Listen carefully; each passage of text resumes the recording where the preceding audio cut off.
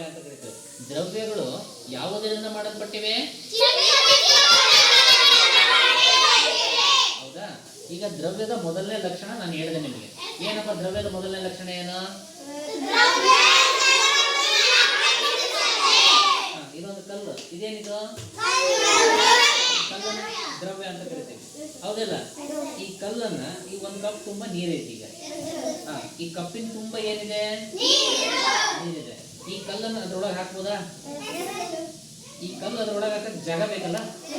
ಜಾಗ ಐತಾ? ಈಗ ಅದ್ರಾಗ ಜಾಗ ಇಲ್ಲ.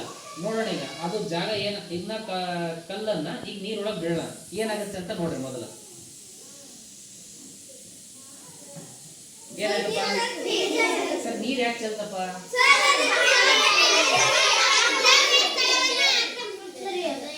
ಅಂದ್ರೆ ಮೊದಲು ಕಪ್ಪಿನ ತುಂಬಾ ನೀರಿತ್ತು, ಅಲ್ಲಿ ಕಲ್ಲು ಹೋಗಕ್ ಜಾಗ ಇದ್ದಿಲ್ಲ, ಹೌದಿಲ್ಲ?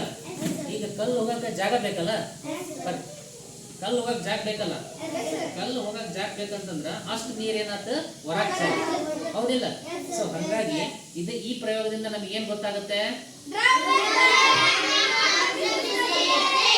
ಒಂದು ನಿಮಿಷ.